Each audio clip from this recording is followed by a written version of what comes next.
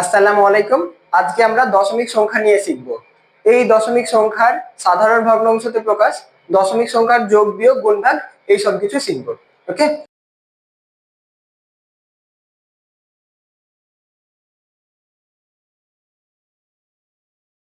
তাহলে আমরা একটা সংখ্যা নিলাম 1.5। এই যে এই দশমিক সংখ্যাটাকে সাধারণ ভগ্নাংশতে প্রকাশ করার সময় আমরা প্রথমে এই দশমিক বাদ দিলে কি থাকে 15, তাহলে এখানে 15 দিয়ে দিব। আর হরে দশমিক সংখ্যার দশমিক বিন্দুর কারণে এখানে একটা দিব 1। আর দশমিক সংখ্যার পর যতগুলো ডিজিট থাকবে দশমিক সংখ্যার পর মানে ডান দিকে যতগুলো ডিজিট থাকবে ততগুলো শূন্য দিব। এখানে কয়টা ডিজিট আছে? একটা, তার মানে এখানে একটাই শূন্য দিব। বুঝতে পেরেছো? এরপরে দেখো, এটা যদি আমরা কি করি 1.50 এভাবে ডিজিটটা নিই, তাহলে কি হবে? এই দশমিকটা সরাই নিলে কি থাকে 150, তাই না? দিলাম। আর দশমিকের জন্য একটা 1, আর দশমিকের পরে কয়টা ডিজিট রয়েছে? দুইটা, তাহলে দুইটা শূন্য নিতে হবে। ওকে, তাহলে এটা আর এটা কেটে যদি দিই তাহলে কি হবে? উপরে 15, নিচে 10।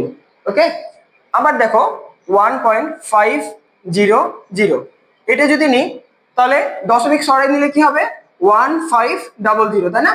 আর নিচে কি হবে? দশমিকের জন্য একটা 1, আর দশমিকের পরে তিনটা ডিজিট আছে, মানে ডান দিকে তিনটা ডিজিট আছে, সেজন্য এখানে কি হবে? তিনটে শূন্য হবে। ওকে, তাহলে আবার কাটাকাটি করলে এই যে দেখো দুইটা শূন্য কেটে যায়, তাহলে কি থাকে? উপরে 15, নিচে 10। একটা জিনিস খেয়াল করে দেখেছো, ডান দিক মানে ফলাফল কিন্তু একই। এখানেও আছে 15/10, এখানেও আছে 15/10, এখানেও আছে 15/10, তাই না? তাহলে এদিক যেহেতু সমান, তার মানে নিশ্চয়ই এদিকটাও সমান। তার মানে 1.5 ইজ ইকুয়াল টু 1.50, আবার 1.500 দিল একই। ইভেন এখানে তুমি যাই দাও না কেন 1.500 এভাবে যদি 000 দিতেই থাকো তাও কোনো প্রবলেম হবে না। তাহলে কি বুঝলাম? দশমিক সংখ্যার ডান পার্শ্বে শূন্যর কোনো ভ্যালু নাই, তাই না? তাহলে আমি যত খুশি শূন্য দিতেও পারি, কেটেও দিতে পারি, তাই না? আমার সুবিধার্থে। ওকে, তাহলে এখন দেখো আমরা দশমিক সংখ্যার যোগ বিয়োগ গুণভাগ গুলো শিখি। ওকে,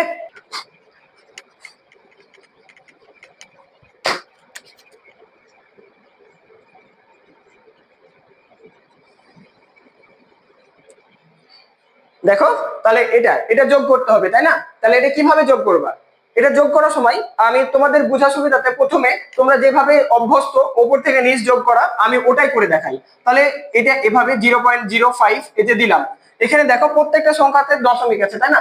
এই ওপর থেকে নিচে সাজানোর সময় একটা জিনিস সবসময় ভালোভাবে খেয়াল করবা, দশমিকের নিচে যেন দশমিক থাকে। পূর্ণ সংখ্যার সাইডে পূর্ণ সংখ্যা, ভগ্নাংশ সংখ্যার সাইডে ভগ্নাংশ সংখ্যা। ওকে, মানে ডান দিকে ভগ্নাংশ আর বাম দিকে পূর্ণ সংখ্যা। তাহলে এটাতে কি আছে? 0.3।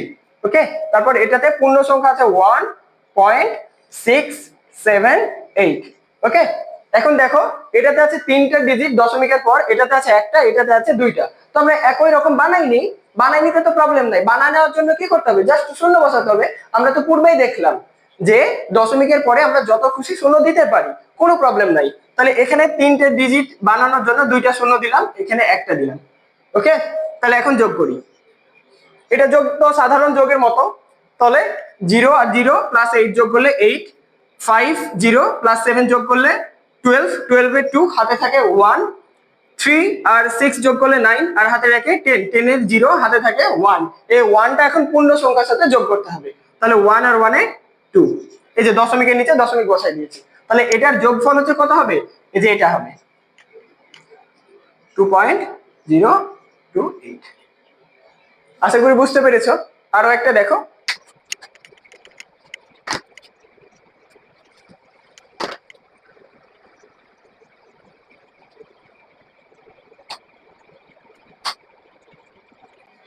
দেখো আরো একটা উদাহরণ তুলে নিয়েছি। এখন এই সংখ্যাটা যোগ করতে হবে।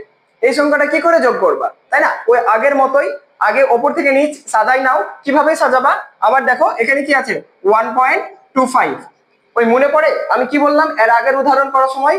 যে দশমিকের নিচে দশমিকটা বসাবা, পূর্ণ সংখ্যার সাইডে পূর্ণ সংখ্যা, অর্থাৎ বাম দিকে পূর্ণ সংখ্যা, ডান দিকে ভগ্নাংশ সংখ্যা। তাহলে এখানে কত আছে? 0.0028। ওকে, তারপর এটা কত? 6.37। বাট এখানে দেখো তো আছে 13, তাই না? তাহলে এখন 13 কি করে বসাবো? এই যে 13 সংখ্যা দশমিকের আগে দিয়ে দিলাম পূর্ণ সংখ্যা, তারপরে দশমিকের পরে আমি যতগুলো খুশি শূন্য দিতেই পারি, তাই না? 13.00 লিখলেও কি 13 মান পরিবর্তন হয়? মোটেও না। তাহলে এখন দেখো এই সংখ্যাটাতে দশমিকের পরে 2 ডিজিট আছে, এটাতে 4 ডিজিট আছে, এটাতে 2 ডিজিট আছে, এখানে একটাও নাই। তো আমি কি একই রকম মানে সদৃশ বানানোর ক্ষেত্রে আমি যতগুলো খুশি শূন্য তো দিতেই পারি, তাই না? তাহলে এখানে কত? 2টা শূন্য দিলাম, এখানেও 2টা শূন্য দিলাম, এখানে তাহলে 4টা শূন্য দিলাম। তাহলে এখন দেখো সদৃশ হয়ে গেছে। এখন সদৃশ হয়ে গেছে তার মানে তুমি যোগ করতে পারো। তাহলে এটা হবে 8, এটা হচ্ছে 2, এটা 5 আর 7 যোগ করলে 2, 12, হাতে থাকে 1, 2 আর 3 যোগ করলে 5 আর হাতে রাখে 6। এই যে দশমিকের নিচে দশমিক, তারপর এটা যোগ করো 1 আর 6 যোগ করলে 7, 7 আর 13 যোগ করলে 20। তার মানে এটার অ্যান্সার হচ্ছে 26,228। আশা করি বুঝতে পেরেছো। তাহলে তোমরা নিজেরা প্র্যাকটিস করো, যদি কোথাও প্রবলেম হয় কমেন্ট বক্সে প্রবলেমটা শেয়ার করো আমার সাথে, আমি তোমাদের সলভ করে দিব। ওকে,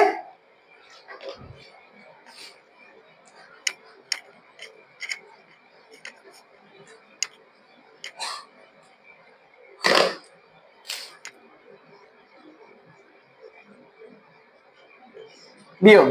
আমরা এখন দশমিক সংখ্যার বিয়োগ করব। ওকে, তাহলে আমরা একটা দশমিক সংখ্যা নিই, 0.75 মাইনাস 0.5। এখন এটা হচ্ছে আমরা বিয়োগ করব। ওকে, তাহলে বিয়োগ কিভাবে করব? ওই আগের আমি সবসময় যেটা পছন্দ করি, যেটা আমরা ছোটবেলা থেকে শিখে আসছি সেটাকেই আবার রিপিট করার চেষ্টা করি, তাহলে আমরা আগের জিনিস যেহেতু ভুলি না, তার মানে এখনো ভুলবো না। নতুন ভাবে কোনো কিছু শেখার চাইতে প্রিভিয়াসটাকে মনে করাটাই ভালো, তাই না? তাহলে এখন কি করব? 0.75।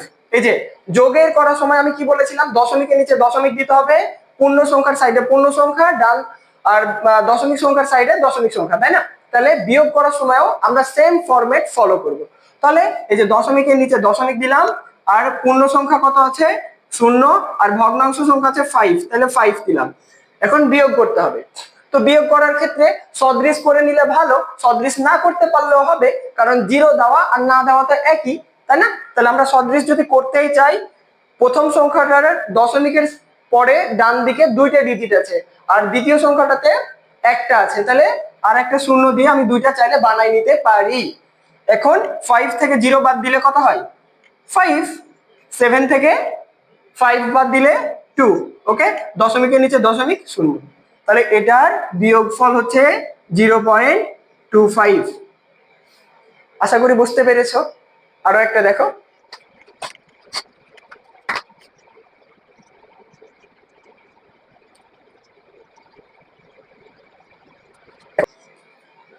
দেখো আরো একটা উদাহরণ নিলাম।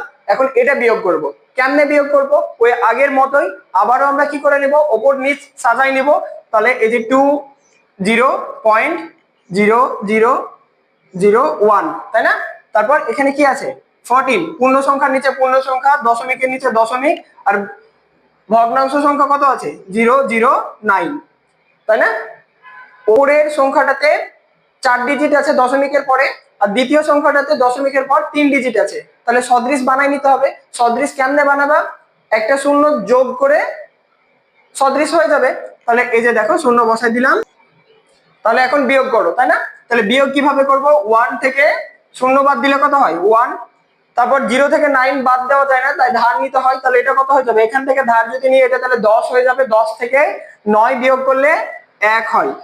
ধার একে যদি ফেরত দিয়ে দাও তাহলে এটা কত হয়ে গেছে? 1। তাহলে আবার এখান থেকে ধার নিবা, তাহলে এটা 10, 10 থেকে 1 বিয়োগ করলে 9। ওকে, ধার আবার ফেরত দিয়ে দিলা, তাহলে এটা হয়ে গেছে 1। আর এবার পূর্ণ সংখ্যা থেকে তুমি ধার নিবা, পূর্ণ সংখ্যা থেকে যদি ধার নাও তাহলে এটা কত হয়ে গেছে? 10, 10 থেকে আবার 1 বিয়োগ করলে 9 দশমিক। তারপর এই ধার একে যদি ফেরত দিয়ে দিলে এটা কত হয়ে যাবে? 4 হয়ে গেছে 5 এখন, তাই না? তাহলে একের কাছ থেকে আবার ধার নাও, তাহলে এটা কত হয়ে যাবে? 10, 10 থেকে 5 বিয়োগ করলে 5 হয়। এই যে তার মানে এটার অ্যান্সার হচ্ছে 5.9911।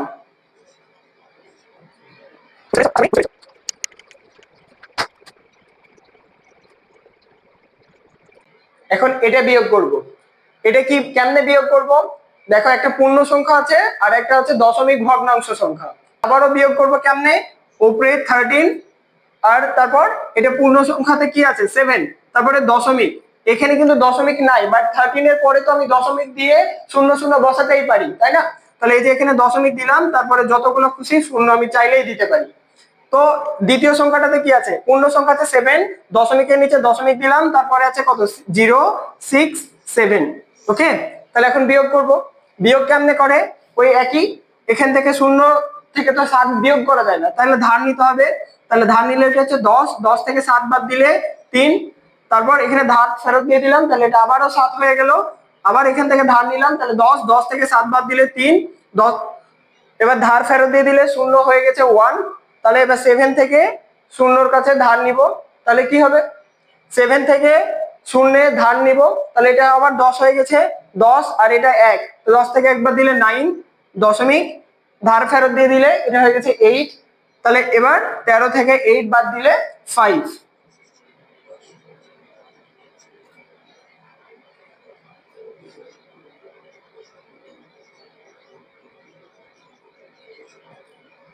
আশা করি বুঝতে পেরেছো।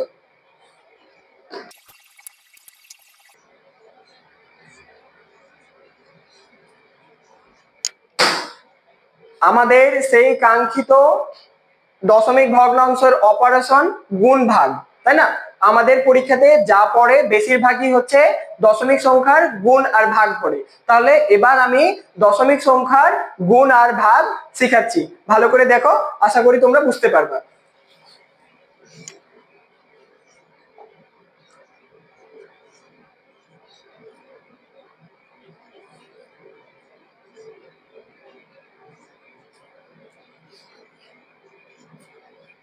দেখো, এই সংখ্যাটার গুণ করতে হবে, মানে 0.3 গুণিত 0.5 গুণিত 0.01, এই সংখ্যাটার গুণ করতে হবে।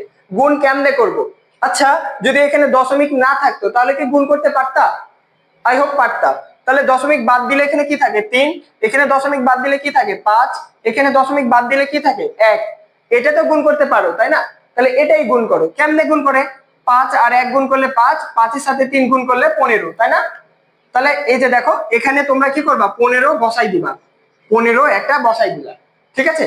বসাই দেওয়ার পরে এই যে দেখো, ওই সংখ্যাগুলো তোমরা গুণ করছিলা, সেই সংখ্যাগুলোর দশমিকের পরে কতগুলো টোটাল ডিজিট আছে সেটা আগে গুণে নাও। তাহলে এখানে কয়টা আছে, একটা, এখানে কয়টা আছে, একটা, এখানে কয়টা আছে, দুইটা, তাহলে দশমিকের পরে টোটাল কয়টা ডিজিট আছে, 4টা আছে। তাহলে যে গুণফল পাবা সেই গুণফলেও দশমিকের পর 4 ডিজিট হতে হবে। তো এখানে কত আছে 15, তাই না? আচ্ছা দেখো তো, 15 আমরা প্রথমে কি শিখেছিলাম, যে দশমিকের ডিজিট গুলোর পর, মানে পূর্ণ সংখ্যার পর যতগুলো আমরা শূন্য দিই না কেন একই মান হয়, তাই না? মানের কোনো হেরফের হয় না, এটাও লেখা যে, এটাও লেখা তাই, তাই না? তাহলে কি দশমিকের পরে শূন্য দিলে কি লাভ হবে? হবে না, তাই না? কারণ দশমিকের পরে শূন্য ওটা আমরা সদৃশ বানানোর কাজে দিই। তাহলে কি এই সংখ্যাটার পরে কি শূন্য দিবা তোমরা, 4টা ডিজিট বানাবা কি এভাবে? না ভাইয়া, কেন? কারণ তুমি জানো যে দশমিকের পর শূন্য দেওয়া যা না দেওয়া যা, তাই তোমরা শেষের দিকে শূন্য দিবা না, শূন্য কোথায় দিবা, সামনে দিবা। তাহলে 15 এর আগে আরো কয়টা শূন্য দিতে হবে, 2টা, কারণ এখন তাহলে 4টা ডিজিট হয়েছে। এখন দশমিক, তারপর এই যে শূন্য, বুঝতে পেরেছো? তাহলে এটার গুণফল আসলে এটা। ওকে, আশা করি বুঝতে পেরেছো। দেখো আরো একটা গুণ, দেখো এটা কত আছে, 1.5 গুণিত 3.5, তারপর 1.5। এখন আমরা এটা গুণ করব, ঠিক আছে? এটার গুণফলটা কত হবে? ওকে, এটাই তো কোশ্চেন, তাই না? তাহলে এটার গুণফল কত হবে, এটা এই গুণটা কেমনে করব, তাই না? তাহলে আচ্ছা, দশমিক যদি না থাকতো তাহলে কি গুণ করতে পারতা? আচ্ছা, দশমিক যদি না থাকে তাহলে এই সংখ্যাটা কত, 15, এখানে দশমিক না থাকলে এটা কত হতো 35, এখানে দশমিক না থাকলে কত হতো 15। এটা কি তোমরা গুণ করতে পারো? এটা যদি গুণ করতে পারো তাহলে আগে গুণ করে দেখো।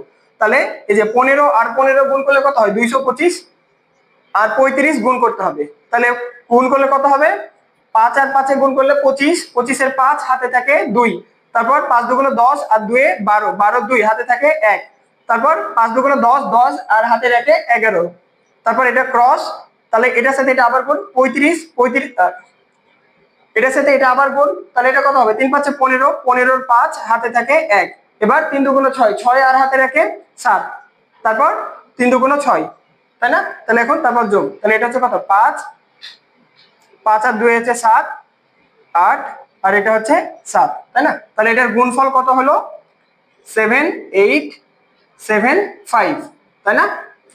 এখন দেখো তো দশমিকের পরে টোটাল কয়টা ডিজিট রয়েছে, এটাতে আছে একটা, এটাতে আছে একটা, এটাতে আছে তিনটা, তাহলে দশমিকের পর টোটাল ডিজিট আছে কয়টা 5টা, তাই না? তাহলে দশমিকের পরেও আমার কয়টা গুণফলে, তাহলে গুণফলে দশমিকের পরে 5টা ডিজিট থাকা লাগবে, তাই না? তাহলে এখন 4টা হয়েছে, তাহলে সামনে একটা শূন্য দিয়ে দিলাম, তাহলে 5টা হয়েছে, এখন দশমিক দিয়ে দিব, তাহলে এটার সমতুল গুণফল এটা। আশা করি বুঝতে পেরেছো।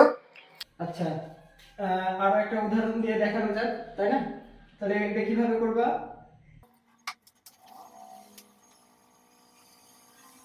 দেখো এটা হচ্ছে আরো একটা উদাহরণ, তাই না? এখন এটা কি করে গুণ করবা, দশমিক যদি না থাকতো তাহলে কি গুণ করতে পারতা? তো মনে করো দশমিক নাই, তাহলে কি করে গুণ করবা, 12 গুণিত 236 গুণিত 5, তাই না? এটাই তো। তাহলে এখন গুণ করো, এটা কি করে গুণ করবা, 12 কে 5 দিয়ে গুণ করা খুবই সহজ, তাই না? 12 কে 5 দিয়ে গুণ করলে কত হয়, 5 বারং 60, তাহলে 60 গুণিত এটা কত 236, তাহলে এটা গুণ করো 236, এটা গুণ করতে পারো তো নাকি? তাহলে এখন দেখো এটা 0 দিয়ে করলে পুরোটাই 0 ক্রস, এবার 6 6 36 এর 6 হাতে থাকে 3, 3 6 18, 18 আর 3 এ 21, 21 এর 1 হাতে থাকে 2, 6 দুগুণ 12, 12 আর 2 এ 14, তাই না? তাহলে কত হয় 0 6 1 4 1, এটাই তো নাকি? তাহলে এখন এটার ফলাফল কত পেয়েছি, এটার ফলাফল পেয়েছি 14 1 6 0, তাই না? বুঝতে পেরেছো? এখন দশমিকের পর কতগুলো ডিজিট রয়েছে এটা দেখতে হবে, তাই না? তাহলে এখানে কয়টা ডিজিট রয়েছে, দুইটা, এখানে দুইটা, এখানেও দুইটা, তাহলে টোটাল দশমিকের পর কতগুলো ডিজিট রয়েছে 6টা, তাহলে ভাগফলেও দশমিকের পর 6টা ডিজিট থাকতে হবে, এখানে আছে কয়টা, অলরেডি 5টা আছে, 5টা আছে না? তাহলে আরো একটা বাড়াতে হবে, সামনে একটা শূন্য দিলে 6টা হয়ে গেছে, তাহলে এখন দশমিক, এই যে, তাহলে এটার সমতুল ভাগফল হচ্ছে এটা। আশা করি বুঝতে পেরেছো। আশা করি দশমিক সংখ্যার গুণগুলো তোমরা বুঝতে পেরেছো। এখন তাহলে দশমিক সংখ্যার ভাগগুলো দেখো, দশমিক সংখ্যার ভাগ কেমনে করব, তাই না? দশমিক সংখ্যার ভাগ করার খুবই শর্টকাট উপায় আছে এবং খুব সহজেই বুঝতে পারবা, দেখো আশা করি বুঝতে পারবা। আমি একটা এক্সাম্পল নিয়ে নিলাম, 0.5 ভাগ 0.25, এখন এটাকে আমরা ভাগ করব, বুঝছো? তাহলে ভাগ কিভাবে করি আমরা, 0.5 0.25, হ্যাঁ, এভাবে তুলে নিবা, তুলে নেওয়ার পর দশমিকের পরে ডিজিটগুলো সমান রাখবা, অর্থাৎ দশমিকের ডান সাইডে যে ডিজিটগুলো থাকবে, যতগুলো ডিজিট থাকবে সবগুলোকে সদৃশ বানাই নিবা। এখন দেখো তো হরে দশমিকের পর কয়টা ডিজিট রয়েছে, দুইটা, লবে কয়টা রয়েছে, একটা, তো লবটাকে দশমিকের পর 2 ডিজিট বানাই নিবা, কেমনে বানাই নিবা, এখানে তো একটা শূন্য দিলে কোনো পাপ হয় না, তাই না? দশমিকের পর দশমিক সংখ্যার পর যত ইচ্ছা শূন্য দিতে পারি, তাই না? মানের কোনো হেরফের হয় না, আমার পূর্বের ভিডিওটাতে তোমরা দেখেছো। তাহলে এখন সদৃশ হয়ে গেছে না, লবেও দশমিকের পরে 2 ডিজিট, হরেও দশমিকের পর 2 ডিজিট, তাহলে তুমি এই সামনের দশমিকগুলো কেটে দিতে পারো, এগুলো তোমার আর দরকার নাই। তাহলে এখন এটা ভাগ করলে কত হয় 2, তার মানে এটার অ্যান্সারও 2। আশা করি বুঝতে পেরেছো তোমরা।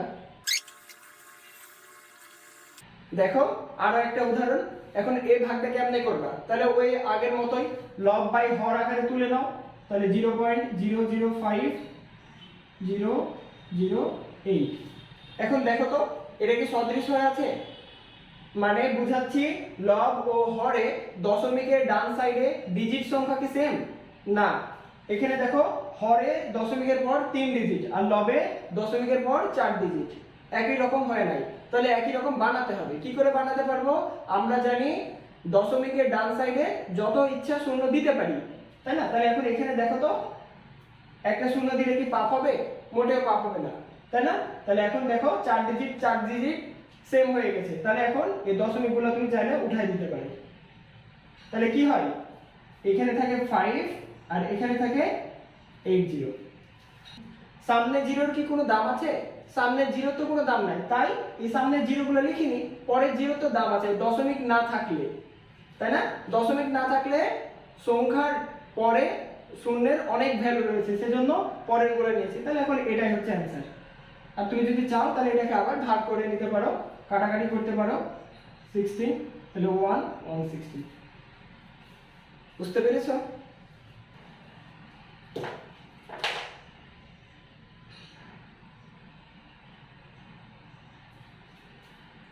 এখন এটা কেমনে ভাগ করবা, তাই না? এখন এটাকে তাহলে কি করবা, লব বাই হর আকারে করে নাও, 19.2 আর এটা 1.6। এখন দেখো দশমিকের পরে লবেও এক ডিজিট আছে, হরেও এক ডিজিট আছে, তার মানে কি সদৃশ আছে। তাহলে এখন দশমিকটা তুমি চাইলে উঠে দিতে পারো। তাহলে এটা কত হয়ে গেছে, 192 আর এটা হচ্ছে 16। এটা কাটাকাটি করলে কত হয়, 12। তাহলে এটার উত্তর হচ্ছে 12, মানে এটার অ্যান্সার হচ্ছে 12। আশা করি বুঝতে পেরেছো। আশা করি দশমিক সংখ্যার সবগুলো গুণ, ভাগ, যোগ, বিয়োগ তোমরা বুঝতে পেরেছো। কিন্তু এতক্ষণ যেগুলো পড়ালাম সেগুলো কিন্তু সচরাচর পরীক্ষাতে পড়ে না, পড়ে কম্বাইন্ড গুলো। কম্বাইন্ড বলতে গুণ ও ভাগ একসাথে থাকে ওই রকমগুলা। তাই আমি তোমাদের একটা কম্বাইন্ড করে দেখাই, দেখো বুঝতে পারো কিনা। দেখো আমি একটা উদাহরণ তুলে নিলাম। তো এই উদাহরণটা করার সময় লবে দেখো গুণ আছে, আবার হরেও দেখো গুণ আছে, তাই না?